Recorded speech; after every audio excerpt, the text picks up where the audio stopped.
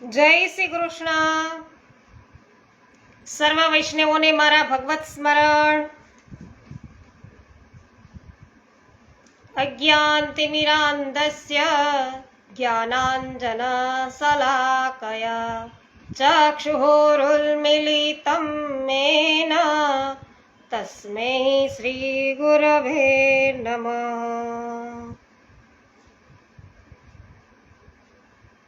શ્રી વલ્લભાધીશ કી જય. ગોસાઈજી પરમ દયાલ કી જય.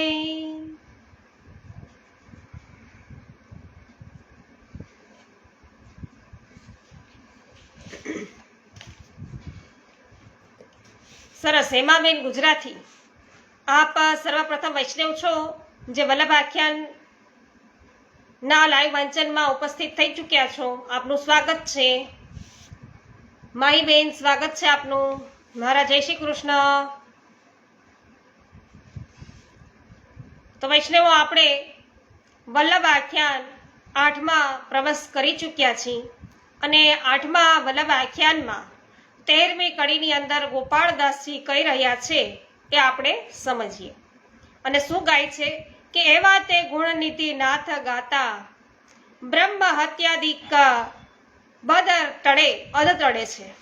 તો બ્રહ્મ અધિક અધ ટળે લીલા તે લહરી સિંધુ ઝીલે રાસ રસિકને જય મળે.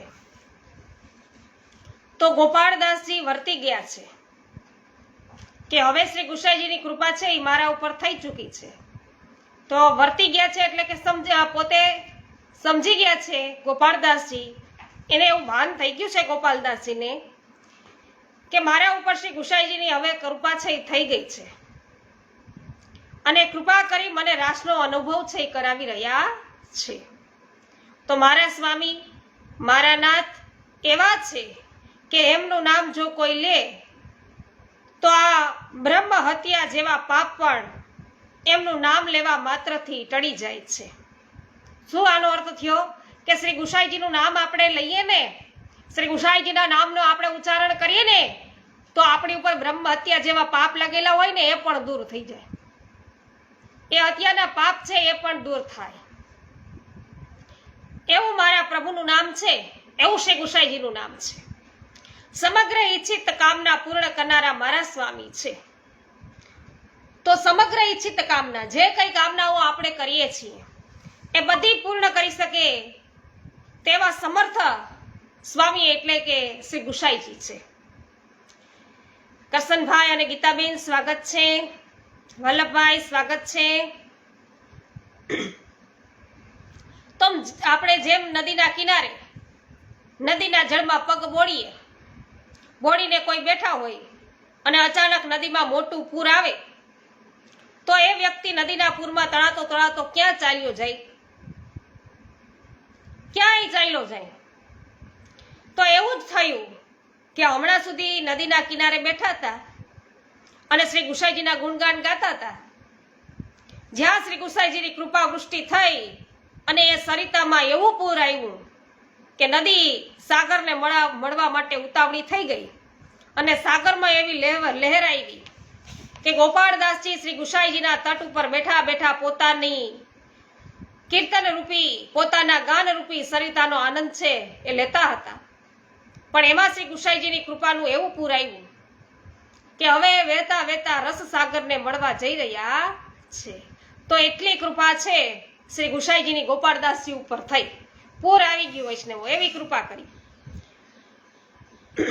જેમ સરિતા સાગરને મળવા જાય એમ ગોપાળદાસજી પર કૃપાના ધોધ વહેતા વહેતા, તો કૃપાના ધોધમાં એવો વહેતા વહેતા રસ સાગર તરફ હવે જઈ રહ્યા છે. કેવી મસ્તી તેઓ અનુભવી રહ્યા છે. લીલા રસ સાગરને મળવા જઈ રહ્યા છે અને આનંદની પરાકાષ્ઠાનો અનુભવ છે એ ગોપાળદાસજીને થઈ રહ્યો છે, કરી રહ્યા છે. અને કહે છે કે રાસ રસિકને જઈ અને મળે. તો પ્રકર્ષિત ઇતિ પ્રવાહ એટલે કે વિના પ્રયત્ને ખેંચી લઈ જાય એ પ્રવાહ. અને તળાવમાં પડો તો હાથ પગ હલાવવા પડે પણ હરિદ્વાર છે એ જાઓ અને ગંગામાં પડો તો ત્યાં એવો પ્રવાહ હોય કે આપણું કઈ ન ચાલે. પ્રવાહ જ્યાં લઈ જાય ત્યાં આપણે જવું પડે. એમાં સરિતાની અંદર જે પેલા કોમળ હતી, ધીમે ધીમે ગાતા હતા, ધીમે ધીમે આપણે બોલતા હતા. જ્યાં શ્રી ગુસાઈજીને વિનંતી કરી કે કૃપાનું એવું પૂર આવ્યું કે જાણે પ્રયત્ન કરવા છતાં કિનારે ન રહી શક્યા અને પ્રવાહમાં આપણે વેતા વેતા જાણે સરિતા સિંધુને મળવા જઈ રહ્યા હોય એમ આ કૃપારૂપી સરિતા ગોપાળદાસજીને લઈ જઈ રહી છે. જમનભાઈ, કૃષ્ણાબેન, જ્યોતિબેન, સેજલબેન, સચિનભાઈ સર્વનું સ્વાગત છે. આજે વામન દ્વાદશી છે, એમની પણ સર્વને બધાઈ. કેમ હવે આગળ શું કે છે? શું કે છે કે રાસ રસિકને જય મળે. તો રાસ રસિક એટલે શું? રાસ રસિક એટલે જેણે આટલી લીલા કરી. કેટલી લીલા? કઈ લીલા? તો કે જેણે દાન લીલા કરી, માન લીલા કરી, હિંડોળાની લીલા કરી, ગૌચરણ લીલા કરી, હોરી ખેલન છે એની લીલા કરી, બાળ લીલા છે. તો આ છરેય રસિક લીલાઓ છે વૈષ્ણવ. અને આ છયેય લીલાઓ છે ને જે કરે તેને શું કહેવાય? રાસ રસિક કહેવાય. આ છયેય લીલાઓ કરનાર છે એને રાસ રસિક કહેવાય. તો દાન લીલા પણ છે એ રાસમાં આવી જાય. બધા આચાર્યોએ પરમ લીલા કોને માની છે? રાસલીલાને. પણ શ્રી ગુસાઈજી, શ્રી હરિરાયજી વગેરે રાસલીલા કરતા ઉત્તમ લીલા છે ને એ હોળી ખેલ અને દાન લીલાને માને છે. એમણે હોળી ખેલ અને દાન લીલાને માની છે ઉત્તમ લીલા. આ લીલા એ શુદ્ધ પુષ્ટિ લીલા છે. જે અત્યારે દાન લીલાઓ પ્રભુ કરી રહ્યા છે, દાનના દિવસો ચાલી રહ્યા છે, તો આ તો ઉત્તમ પ્રભુની લીલા છે વૈષ્ણવો. અને એ શુદ્ધ પુષ્ટિ લીલા છે. અને રાસલીલામાં તો ગોપીઓ અંધારી રાતે પ્રભુને ગોતતી ગોતતી ઘરમાંથી ભગવાન પાસે આવી. જ્યારે દાન લીલા અને હોળી લીલામાં ભગવાન છે એ સ્વયં ગોતતા ગોતતા ગોપીઓ પાસે આવ્યા છે. સ્વયં પ્રભુ આવ્યા છે. જ્યોત્સનાબેન, ગિરીશભાઈ, પ્રવીણભાઈ, મહેન્દ્રભાઈ, સૂર્યકાંતભાઈ સર્વનું સ્વાગત છે. તો રાસલીલામાં ગોપીઓને જરાક સૌભાગ્ય મદ આવ્યું. તે પણ ભગવાનથી સહન ન થઈ શક્યો વૈષ્ણવો. પ્રભુથી સહન ન થયો અને ભગવાન છે એ અંતર ધ્યાન થઈ ગયા છે. પ્રભુ છે એ અંતર ધ્યાન થયા. કારણ કે ગોપીઓને શું આવ્યું? મદ આવ્યું. એ જ ભગવાન જ્યારે હોળીમાં અને દાનમાં પોતે ગોપીઓ પાસે પધારે છે અને ગોપીઓ ભગવાનને ગાળો આપે છે, એ પણ ભગવાનને બહુ મીઠી લાગી છે વૈષ્ણવ. 2% કી કામરી તામે ઈતનો ગુમાન, 2% કામડી લઈને ફરો છું અને આટલું બધું અભિમાન શેનું છે એમ ગોપીઓ કહે. તો આવી ભાષા અને આવા શબ્દો ગોપીઓ કહે છે. તો રાસમાં અને હોળી ખેલમાં શું ફરક? રાસમાં ભગવાન ગોપીઓની મધ્યમાંથી અંતર્ધ્યાન થાય અને હોળીને દાનના દિવસોમાં ગોપીઓ જ્યાં સંતાઈ હોય ત્યાં સામે પ્રગટ થઈ જાય પ્રભુ.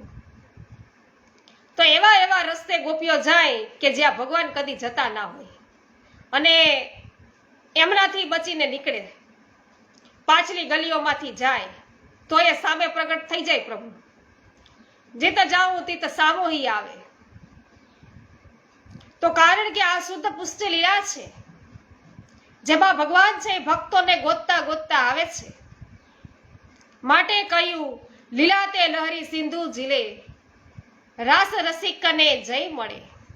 ગોપાળદાસજી હવે આગળની કડીમાં શ્રી ગુસાઈજીના ગુણગાન ગાતા કહે છે કે નિસાધન જન હિત કરવા શ્રી નાથ વિઠ્ઠલ આવ્યા. શ્રી નાથ વિઠ્ઠલ આવ્યા અને વ્રજમાં તે હિંડે મલપતા તે વ્રજ સખી મન ભાઈવા. વાહ ભાઈ વાહ, વ્રજ સખીઓને મન ભાવી ગયા હો. ગીતાબેન, રમેશભાઈ સ્વાગત છે આપનું. તો જ્યાં ગોપાલદાસજીને શ્રી ગુસાઈજીની કૃપા દ્રષ્ટિ છે પ્રાપ્ત થઈ કે સૌથી પહેલા એ રાસલીલા યુક્ત પ્રભુના દર્શન થયા. વિચાર કર્યો કે શ્રી ગુસાઈજી પ્રભુ ચરણ ભૂતલમાં કેમ પધાર્યા હશે? નિસાધન જન હિત કરવા. એ જ શ્યામ સુંદર, એ જ કૃષ્ણ કલિકાલમાં પ્રગટે છે. તો કેમ પ્રગટે છે? લે છે? તો કે છે કે શ્રીનાથજી અને શ્રી વિઠ્ઠલનાથજી પ્રગટ્યા છે. અહીં એક અર્થ એવો કર્યો છે કે શ્રી એટલે શ્રી રૂક્ષ્મણીજી અને પાર્વતીજી, એમના નાથ એટલે શ્રી વિઠ્ઠલનાથજી આવ્યા. અહીં કલિકાલમાં જે પ્રભુ પ્રગટ્યા છે, જે ભગવદ લીલા કરે છે, એની વાત કરે છે, માટે શ્રીનાથજી અને શ્રી વિઠ્ઠલનાથજી પ્રગટ્યા એવો અર્થ પણ થાય. અહીં કહ્યું છે કે શ્રી ગુસાઈજી નિસાધન જીવો ઉપર કૃપા કરવા પધાર્યા. નિસાધન કોણ? કે જે કોઈ સાધન કરી શકતા નથી. સાધન કરવું એટલે શું? આપણે પૂજા, તપ, વ્રત, યજ્ઞ, હોમ આ તે જે કરીએ છીએ તો એવું નથી, પણ નિસાધન એટલે એવા જીવો જેમને શ્રી ગુસાઈજી સિવાય બીજા કોઈનો આશ્રય નથી, બીજા કોઈનો આધાર નથી, જે શ્રી ગુસાઈજી સિવાય બીજા કોઈને જાણતા નથી, એ જીવ પણ નિસાધન કહેવાય. અહીંયા એવું કીધું છે કે એ જીવ પણ છે નિસાધન કહેવાય, કે જે સંપૂર્ણ રીતે શ્રી ગુસાઈજી ઉપર જ આશ્રિત હોય. તો એવા જીવો ઉપર કૃપા કરવા માટે, એમના મનોરથ છે પૂર્ણ કરવા માટે શ્રી ગુસાઈજી અને શ્રીનાથજી બાબા ભૂતલ ઉપર પ્રગટ્યા છે. તો એવો અર્થ પણ લઈ શકાય. વ્રજમાં તે હિંડે મલકતા તે વ્રજ સખી મન ભાવ્યા.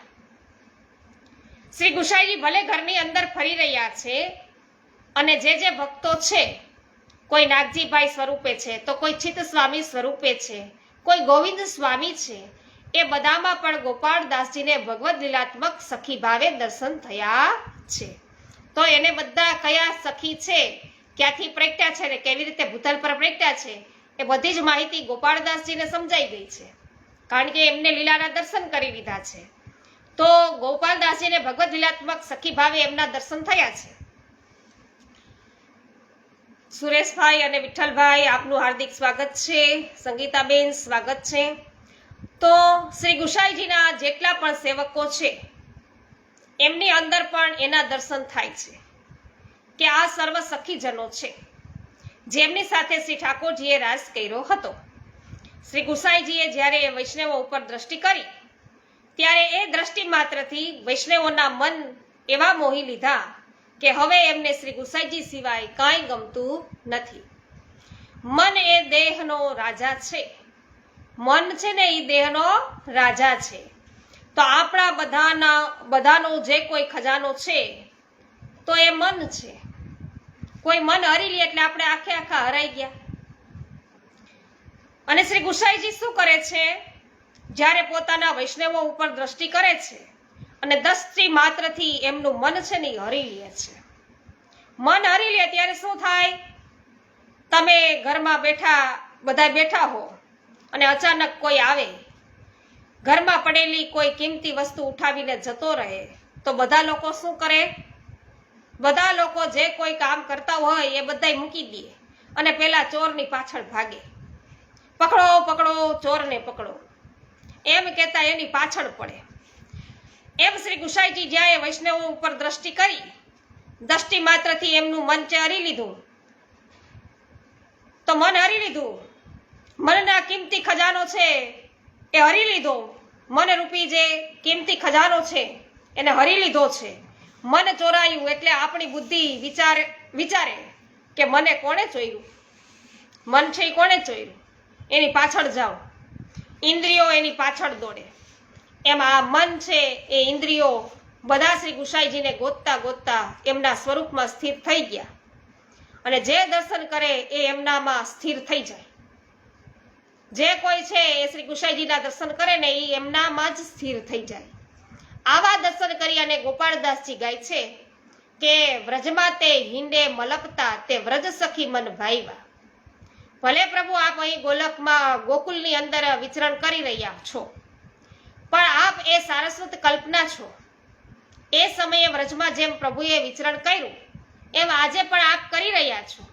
તે સમયે જેમ આપે વ્રજ ભક્તોના મનોરથ છે એ પૂર્ણ કર્યા હતા, બરાબર એ જ રીતે આજે આપ ભક્તોના મનોરથ છે એ પૂર્ણ કરી રહ્યા છો. શ્રી ગુસાઈજી પોતાના દર્શન માત્રથી એ જીવના હૃદયમાં ભાવ છે એ જગાવે છે.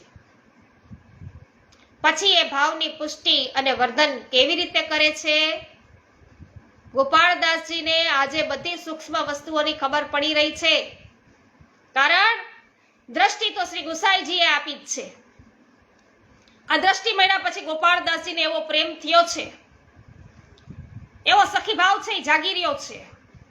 જેમ ગોપી ગીતમાં ગોપીઓ શ્રી ઠાકોરજીના નેત્રના કટાક્ષો વગેરેનું વર્ણન કરે છે, તે રીતે એ જ સખી ભાવે શ્રી ગોપાળદાસજી કહી રહ્યા છે કે કમલ નેણે ને અમૃત વેણે, કમલ નેણે ને અમૃત વેણે, વાહ ભાઈ વાહ, વાક્ય માધુરી રેડતા, વેદ ધ્વનિ મિસ હાસ્ય હસ્ત ચલણે, અને શોભે સૌને તેડતા, વાહ ભાઈ વાહ. તો જ્યારે વૈષ્ણવો શ્રી ગુસાઈજીના દર્શન કરવા આવે ત્યારે જે લીલા શ્રી ઠાકોરજીએ તે સમયે કરી હતી તે જ લીલા આજે ગોપાળદાસજીને દેખાઈ રહી છે. અને હવે 15મી કડીની અંદર આ કહ્યું છે ગોપાળદાસજીએ, અને ચાહે તેના પાત્રો બદલાઈ ગયા છે, આકાર અને રૂપ છે અને સ્થાન છે એ બદલાઈ ગયા છે, પણ લીલા તો એ જ ચાલી રહી છે. કેવી રીતે? શ્રી ગુસાઈજી દર્શન કરવા આવેલા, ગુસાઈજીના દર્શન કરવા આવેલા વૈષ્ણવોનું મન છે એ દર્શન માત્રથી હરી લે છે. મન હરી લીધું, એમની કૃપા ઉતરી, એટલે એનો અર્થ એ કે હૃદય કમળ છે એ ખીલ્યું. હૃદય કમળ ખીલ્યું એટલે અંદર છુપાયેલું બીજ હતું એ પણ ખીલ્યું છે. પાવતીબેન, ગીતાબેન સ્વાગત છે. ગીતાબેન અમદાવાદથી રોજ છે ઉપસ્થિત થઈ જાય છે, ખૂબ સરસ. તો બીજ પ્રગટ્યું તો ખરું, પણ બીજ વૃક્ષ ત્યારે બને જ્યારે એમાં સિંચન છે એ થાય. તો શ્રી ગુસાઈજી સિંચન કેવી રીતે કરે છે? કમલ નેણે ને અમૃત વેણે, વાક્ય માધુરી રેડતા. તો અહીં રેડતા શબ્દ વાપર્યો.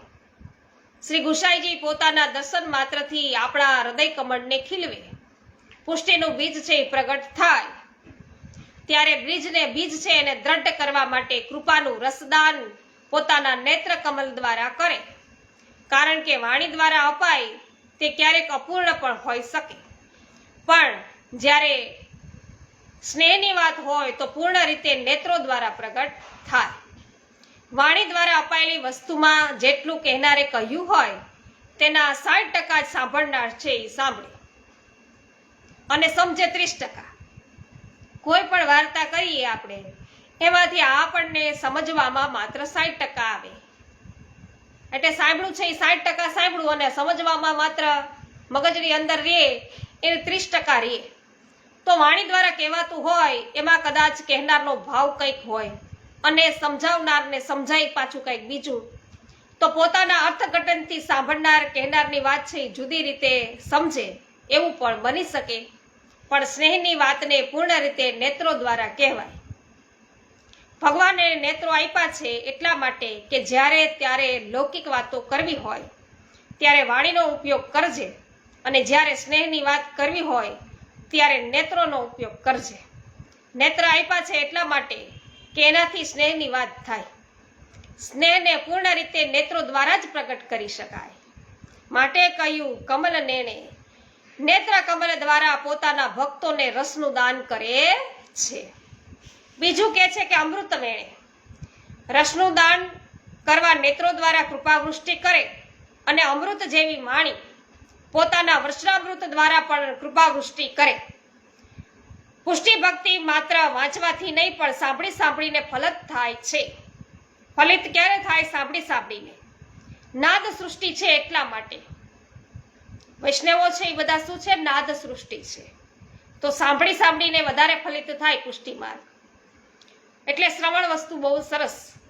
તો વાક્ય માધુરી રેડતા શ્રી ગુસાઈજી પોતાની દ્રષ્ટિ દ્વારા, વાણી દ્વારા, પોતાના વાક્યો દ્વારા જે જીવના હૃદયમાં જાગેલા ભાવને એવો દ્રઢ કરી દે કે જે બીજ એના હૃદયમાં પ્રગટ થયું હતું એ બીજ ક્યારે વૃક્ષ બની ગયું એની ખબર ન પડે, એની ખબર પણ પડે નહીં. તો લૌકિકમાં તો બીજ વાવીએ પછી પછી વર્ષો બાદ વૃક્ષ છે એ ઉગે. તો આપણા શ્રી મહાપ્રભુજીએ તો ઉજ્જૈનમાં એક પત્ર વાવ્યું અને રાતોરાત છે એ મોટું થઈ ગયું. શું થઈ ગયું? રાતોરાત પત્ર છે એ વાગ્યો અને મોટું થઈ ગયું. શ્રી ગુસાઈજીની કૃપા આમ એક ક્ષણમાં થઈ જાય છે. ક્ષણ મિલે ઉધારે, ક્ષીણ મિલે ઉધારે એમ કહ્યું છે. તો શ્રી ગુસાઈજી પોતાની દ્રષ્ટિ અને વાણી દ્વારા જીવને ભાવનું દાન છે એ કરે છે. તો એસી કૃપા કોને કરે, ગુરુ વિના એસી કૃપા કોને કરે. અને એ ભાવનું દાન થયા પછી એને ક્ષણની પણ વાર લાગતી નથી. ભાવનું દાન છે એ દ્રષ્ટિ અને વાણી દ્વારા કર્યું અને ભાવનું જ્યારે દાન થાય એટલે ક્ષણની પણ વાર છે એ લાગતી નથી. વેદ ધ્વનિ મિસ હસ્ત ચલણે શોભે સૌને તેડતા, જ્યારે આપ સંધ્યાવદન કરતા હોય ત્યારે આપ વેદના પાઠ કરે. તે સમયે હાથનું હલન ચલન થાય ત્યારે વૈષ્ણવોને લાગે છે કે ભલે આપ વેદ પાઠ કરતા હો, કરવા માટે તમે હસ્ત હલાવો છો, પણ અમને એમ જ લાગે છે કે જેમ શ્રીનાથજી બાબા પોતાનો હસ્ત ઊંચો કરી અને ભક્તને બોલાવે છે એમ આપ પણ પોતાનાથી દૂર થયેલા જીવોને બોલાવી રહ્યા છો. તો વેદ ધ્વનિના મિસે જાણે બધાને બોલાવતા હોય એવી રીતે શ્રી ગુસાઈજી પોતાના હસ્ત ઉપર નીચે કરીને હસ્તના હલન ચલનથી પોતાના જીવોને બોલાવી રહ્યા છે. તો પોતાના વૈષ્ણવોને બોલાવી રહ્યા છે એ વાત આ કડીમાં કહીને હવે શ્રી ગોપાલદાસજી કહે છે કે પ્રભુ, જે લીલા આપે સારસ્વત કલ્પમાં બ્રજમાં કરી છે એ લીલા આજે આપ ગોકુલમાં પણ કરો છો. એ વાત આગળ 16મી ટૂંકમાં કહેવામાં આવે છે. ગોપાળદાસજી છે એ 16મી ટૂંકમાં કહે છે કે રંગે તે રમતા રસ ભૈરા પ્રભુ ઘોષમાં લીલા કરે, અધિક અધિક પ્રતાપ પૂરણ યસ દશો દિશ વિસ્તરે. દસેય દિશાઓની અંદર એમની કીર્તિ ફેલાય છે, યસ છે ફેલાય છે. તો ઘોષ એટલે ગ્રામ, ગોકુલ, અને એમાં શ્રી ઠાકોરજી અનેક પ્રકારે લીલા કરી રહ્યા છે. આપનો પ્રતાપ એટલો અધિક છે કે એનો યશ છે એ દસેય દિશાઓમાં ફેલાઈ ગયો છે. કહે છે કે આપ ગોકુલમાં રાસલીલા પણ કરી રહ્યા છો. જેમ અનેક સ્વરૂપો ધારણ કરી શ્રી ઠાકોરજીએ રાસલીલા કરી હતી એમ ગોકુલમાં જ્યારે શ્રી ગુસાઈજી બિરાજતા ત્યારે પણ રાસલીલા થઈ રહી છે. કારણ કે આપની સાથે એ સાતે સ્વરૂપ પણ બિરાજમાન છે. શ્રી મથુરાધીશજી, શ્રી વિઠ્ઠલનાથજી, શ્રી દ્વારિકાધીશજી, શ્રી ગોકુલનાથજી, શ્રી ગોકુલ ચંદ્રમાજી, શ્રી બાલકૃષ્ણલાલજી, શ્રી મદન મોહનજી, બધા સ્વરૂપો બિરાજે છે. એ સાત સ્વરૂપો જેને રાસલીલામાં વેણુનાદ કરી અને ગોપીજનોને બોલાવ્યા છે એ મદન મોહનજી પણ બિરાજે છે. જે રાસમાં ગોપીઓની સામે પુનઃ પ્રગટ થયા તામસ આવિર્ભૂત એ ગોકુલ ચંદ્રમાજી છે એ પણ બિરાજે છે. તો આ બધા સ્વરૂપો નિત્ય ગોકુળમાં બિરાજે છે અને ત્યાં બિરાજીને રાસનો અનુભવ છે, રાસનો જ અનુભવ, રાસના સુખનો જ દાન છે એ કરી રહ્યા છે. તો રાસનો જ્યારે પ્રારંભ કર્યો ત્યારે કહ્યું કે ભગવાન પીતા રાત્રિ. અને ભગવાન કોને કહેવાય? જેનામાં સડ ઐશ્વર્ય હોય તેને. ઐશ્વર્ય આપણે જોઈ ગયા આગળ, જે 6 એ 6 છે કે ઐશ્વર્ય, વીર્ય, યશ, શ્રી, જ્ઞાન અને વૈરાગ્ય. આ સડ ધર્મ જેમનામાં હોય તે ભગવાન. તો રાસ વખતે જે જીવોની આસક્તિ જે સ્વરૂપમાં હતી તેવા સ્વરૂપો ધારણ કરી અને એ જીવો સાથે રાસ કર્યો ત્યારે આપનામાં જે સડ ધર્મો હતા તે સડ ધર્મો આજે પણ આપનામાં બિરાજમાન છે. કમલેશભાઈ, મનોજભાઈ, સ્વાગત છે આપનું. જે સડ ધર્મો છે એ ક્યાં? તો કહેવાય કે શ્રી ગિરિરાજજી એ ધર્મી સ્વરૂપ, શ્રી ગોવિંદરાયજી ઐશ્વર્ય સ્વરૂપ, શ્રી બાલકૃષ્ણલાલજી વીર્ય સ્વરૂપ, શ્રી ગોકુલનાથજી યશ સ્વરૂપ, શ્રી ગિરિરાજજી આગળ બોલીએ એમાં ગિરધરજી આવે વૈષ્ણવ. ગિરધરજી છે એ ધર્મી સ્વરૂપ, ગોવિંદરાયજી છે એ ઐશ્વર્ય સ્વરૂપ, શ્રી બાલકૃષ્ણજી છે એ વીર્ય સ્વરૂપ અને ગોકુળનાથજી યશ સ્વરૂપ, શ્રી રઘુનાથજી છે એ શ્રી સ્વરૂપ શ્રી યદુનાથજી છે એ જ્ઞાન અને શ્રી ઘનશ્યામજી છે એ વૈરાગ્ય સ્વરૂપ. જેમાં ભગવાનની અંદર 6 ધર્મો છે એ 6 ધર્મો આપની અંદર પણ વિદ્યમાન છે. અને એ જ પ્રકારે રાસલીલા કરી અને પોતાના જીવોને ગુસાઈજી છે એ સુખ આપી રહ્યા છે. માટે કહ્યું કે ભાંતિ ભાંતિ લીલા કરે પ્રભુ સાતે સ્વરૂપ સોહામણા. વાહ ભાઈ વાહ. તો એક એકથી અધિક શોભા વ્રજ સખી લે ભામણા. 7 સ્વરૂપો સપ્તનિધિ કહું તે 7 લાલજી કહું. જેના દર્શન કરી તેમની અલગ અલગ લીલાઓના દર્શન કરી અને વ્રજ સખીઓ એમના ઓવારના છે એ લે છે અને ભામણા લે છે. અને આને આપણે કહીએ કે આ સૌભાગ્ય છે એ ખરેખર પ્રાપ્ત થયું. તો આગળ હવે કહે છે કે પેરે પેરે પરિવાર સોહે. પેરે પેરે પરિવાર સોહે દેવ મોહે નિરખતા. ઉત્સાહ આનંદ અધિક વધ્યો કુસુમ વરખે હરખતા. તો આ પંક્તિ છે એમાં શું કહેવા માંગે છે ગોપાળદાસજી, શું કહે છે, શું ગુણગાન ગાય છે એ આપણે આવતીકાલે સાથે મળીને સાંભળીશું. પારુલબેન જય શ્રી કૃષ્ણ, સંગીતાબેન જય શ્રી કૃષ્ણ, સર્વ વૈષ્ણવોને, મંજુબેનને બધાને મારા જય શ્રી કૃષ્ણ. શ્રી વલ્લભાધીશ કી જય. ગુસાઈજી પરમ દયાલ કી જય.